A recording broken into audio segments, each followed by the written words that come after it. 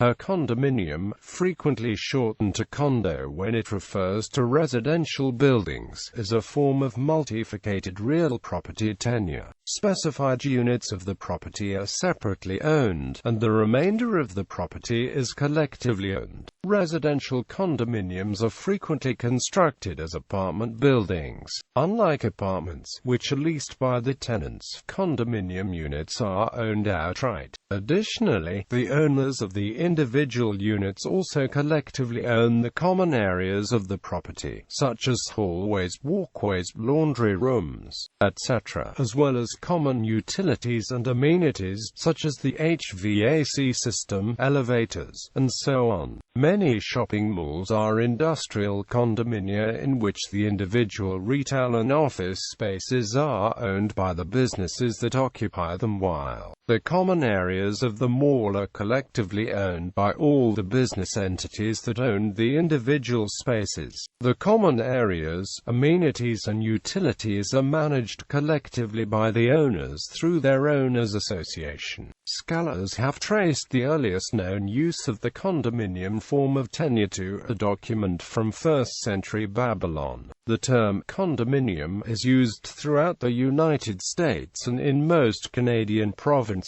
Strata title is used in the Canadian province of British Columbia, as well as in Australia and New Zealand, while commonhold is used in the United Kingdom and a term used in South Africa is sectional title. Italy uses condominio, which is simply the modern Italian form of condominium, which is Latin. Both condo and condominium are used colloquially in the Canadian province of Quebec, where the official term is copropriété devise or coproperty devise. In France, however, the term is simply copropriété, coproperty, and the common areas of these properties are usually managed by a syndicate de copropriété or coproperty union. Spanish-speaking nations and regions use the term propiedad horizontal, literally meaning horizontal property, but abstractly meaning that all owners of the property are equal, viz. on the same level. Etymology: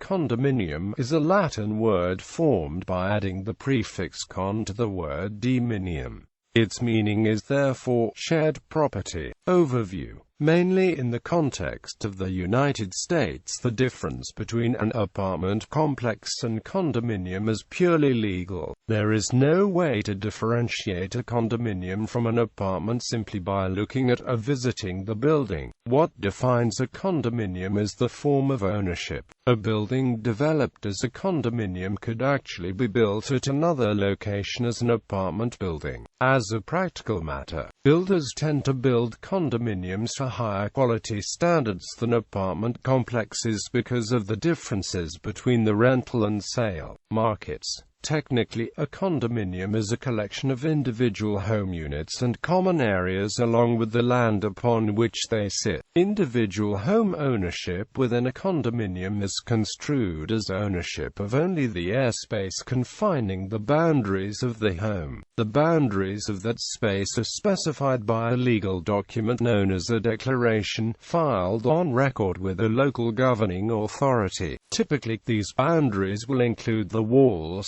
surrounding a condo, allowing the homeowner to make some interior modifications without impacting the common area. Anything outside this boundary is held in an undivided ownership interest by a corporation established at the time of the condominium's creation. The corporation holds this property in trust on behalf of the homeowners as a group. It may not have ownership itself. Condominiums have conditions, covenants, and restrictions, and often additional rules that govern how the individual unit owners are to share the space. It is also possible for a condominium to consist of single-family dwellings. There are also detached condominiums, where homeowners do not maintain the exteriors of the dwellings, yards, etc., and site condominiums, where the owner has more control and possibly ownership over the exterior appearance. These structures are preferred by some planned neighborhoods and gated communities. Homeowners Association. A homeowners association, whose members of the unit owners, manages the condominium through a board of directors elected by the membership. This exists under various names depending on the jurisdiction, such as unit title, sectional title, commonhold, strata council, or tenant owners association, body corporate, owners corporation, condominium corporation, or condominium association. Another variation of this concept is the timeshare, although not all timeshares are condominiums, and not all timeshares involve actual ownership of real property. Condominiums may be found in both civil law and common law legal systems, as it is purely a creation of statute. Among other things, the HOA assesses unit owners for the costs of maintaining the common areas, etc. That is, the HOA decides how much each owner should pay and has the legal power to collect that. Condominium unit description. The description of the condominium units and the common areas and any restrictions on the use is established in a document commonly called a master deed. Among other things, this document provides for the creation of the HOA. Rules of governance for the association are usually covered under a separate set of bylaws which generally govern the internal affairs of the condominium. Condominium bylaws usually establish the responsibilities of the owners association, the voting procedures to be used at association meetings, the qualifications, powers, and duties of the board of directors, the powers and duties of the officers, and the obligations of the owners with regard to assessments, maintenance, and use of the units and common areas. Finally, a set of rules and regulations providing specific details of restrictions on conduct of unit owners and residents are established by the HOA. These are more readily amendable than the declaration or association bylaws, typically requiring only a vote of the HOA board. Typical rules include mandatory maintenance fees, pet restrictions, and color design choices visible from the exterior of the units.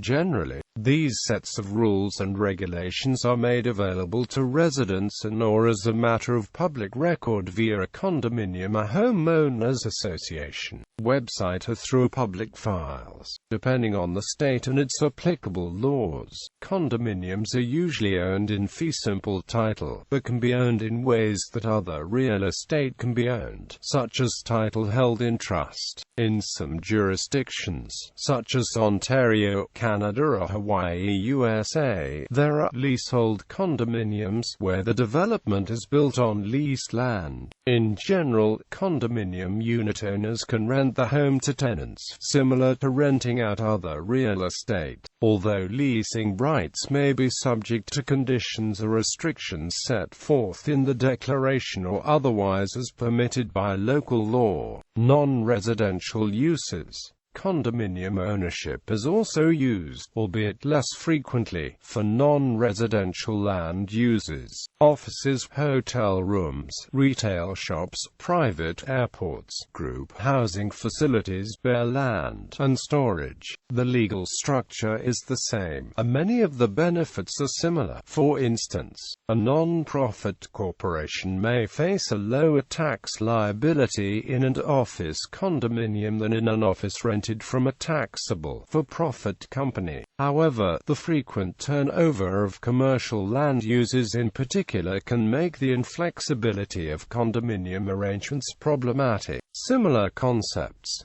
There are many forms of real estate ownership that are similar to condominiums but not identical. Classic privately owned detached houses on privately owned lots may be part of a community that has a homeowners association. Such an association may administer a common park area, for example, or an access road, or architectural standards for the houses. In a townhouse complex, multiple physical houses are combined into into a single architectural building. Each unit owner owns an identified plot of land and the building affixed to it, but that building is physically part of a larger building that spans lots. There is a continuous roof and foundation, and a single wall divides adjacent townhouses. If there is an apartment below not owned by owner of townhouse, it is not a townhouse, just a bi-level apartment condominium. Legally, this is very similar to detached houses, but because of the intertwining of interests in the single architectural building, a homeowners association is required.